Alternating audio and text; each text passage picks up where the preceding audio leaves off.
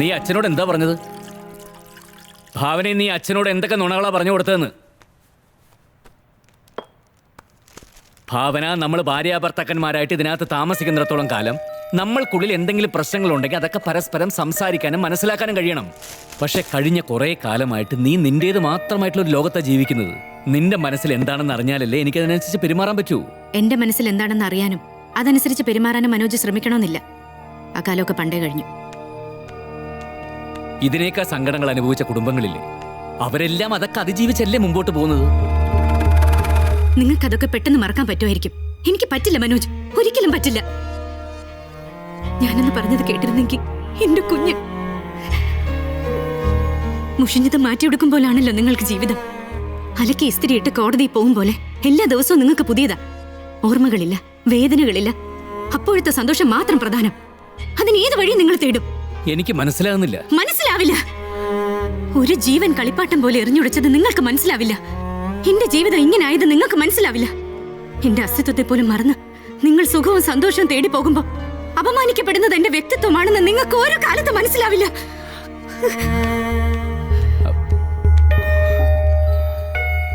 ഭാവന, നീ സംസാരിക്കുന്ന ഭാഷയാണ് എനിക്ക് മനസ്സിലാവാത്തത്. ഭാഷ എന്നാൽ ഒരു സംസ്കാരത്തിന്റെ നിർമ്മിതിയാണ്.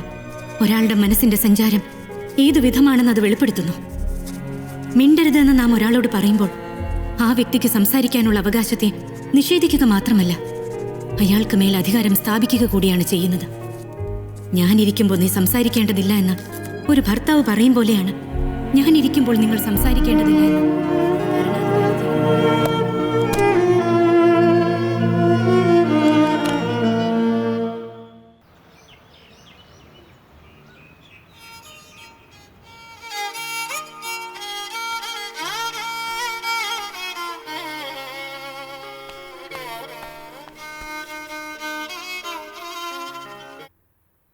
ഹലോ. ഇല്ലല്ലോ, എഴുന്നേറ്റിട്ടില്ല.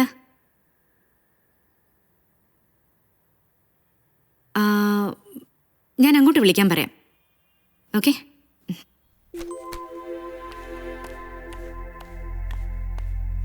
മനോജ്, മനോജ്, എന്തേ ഇത്? ഉച്ചവരെ ഉറങ്ങാൻ പോവാണോ? കോടതി പോണ്ടേ? മണി 8 കഴിഞ്ഞു. രാവിലെ തൊട്ട് മനോജിന്റെ ഫോൺ നിർത്താതെ അടിച്ചോണ്ടിരിക്കുകയായിരുന്നു. അവസാനം എന്താ, ഞാൻ ഇപ്പൊ അറ്റൻഡ് ചെയ്തു. ഓഫീസിൽ നിന്ന് പ്രീതിയായിരുന്നു. ഇന്ന് വിലാസിനി കൊലക്കേസിന്റെ വിചാരണ തുടങ്ങുന്ന ദിവസമാണ്. സാറ് നേരത്തെ ഇറങ്ങില്ലേന്ന് ഉറപ്പുവരുത്താൻ വിളിച്ചതാ. വേഗം ബ്രഷ് ചെയ്ത് കുളിച്ചു വന്നോളൂ. ഞാൻ ബ്രേക്ക്ഫാസ്റ്റ് എടുത്തു വെക്കാം.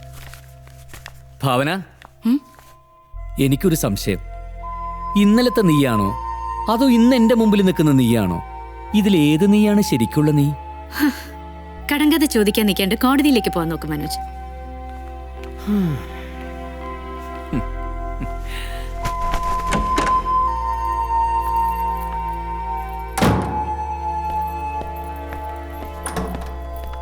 മനോജ്, ഫയൽ എടുത്തില്ല. വേണ്ട, അത് അവിടെ തന്നെ വെച്ചേക്ക്. ഊണ് കഴിക്കാൻ വരുമോ? ഇല്ല, ഇന്നവിടെ നല്ല തിരക്കുള്ള ദിവസാ.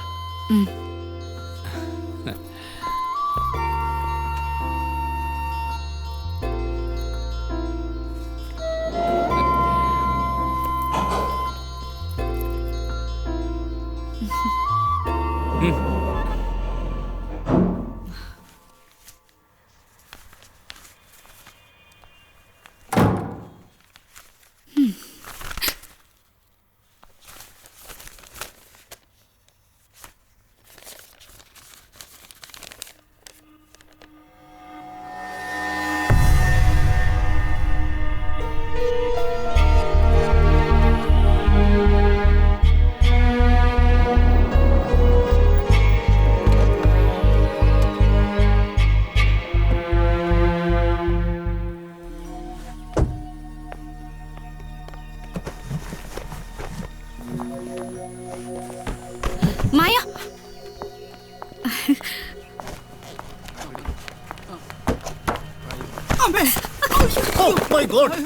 എവിടെ നോക്കിയാടാ സാധനങ്ങൾ ഇറക്കുന്നത്? ഇഡിയറ്റ്! ഈ തട്ടി താഴെ ഇട്ടിരിക്കുന്നതിന്റെ വാല്യൂ എന്താ നിനക്കറിയോ? സോറി സാർ, മേഡം അറിയാണ്ട് വന്നപ്പോ തട്ടിപ്പോ താഴെ വീണ് പോയാ. വിസ്തരിക്കാതെ വേഗം പെരുക്കെടുക്കാൻ നോക്കൂ. I am so sorry. എല്ലാം നശിപ്പിച്ചു. മായെ കണ്ട് ഓടി വന്നപ്പോ ഇത് കണ്ടോ, ഈ പുസ്തകത്തിന്റെ പുറത്തിട്ട് കണ്ടോ, ഇനി ഇതിന്റെ പേജുകൾ ഓരോന്നോരോന്നായിട്ട് പുറത്തു വരും. Stupid. മായ എവിടെ? വായി നോക്കി നിൽക്കാതെ പെറുക്കിയെടുക്കണം. ശരി സാർ. എത്ര precious ആയിട്ട് ഞാൻ സൂക്ഷിച്ച സാധനങ്ങളാ ഈ താഴെ വീണ് കിടക്കുന്നത്.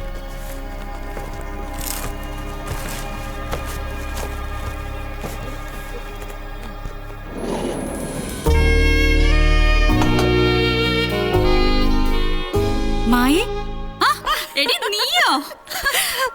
ഞാൻ മോളിൽ നിന്ന് കണ്ടു, എന്നിട്ടാ ഞാൻ താഴേക്ക് വന്നത്. ആണോ? ഞാൻ ഫ്ലാറ്റിൽ കുറച്ച് സാധനങ്ങൾ കൊണ്ടുവയ്ക്കാൻ പോയതാ.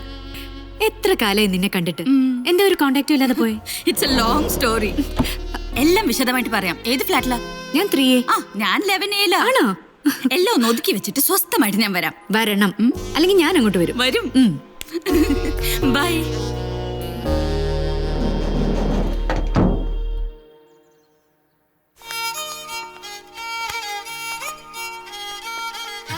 സാർ, ഇന്ന് എവിഡൻസ് സ്റ്റാർട്ട് ചെയ്യുന്ന കേസിലെ അക്യൂസിന്റെ പെങ്ങളാ. ഓ, കേസിന്റെ ഡീറ്റെയിൽസ് വല്ലതും പഠിപ്പിച്ചു കൊടുത്തോ?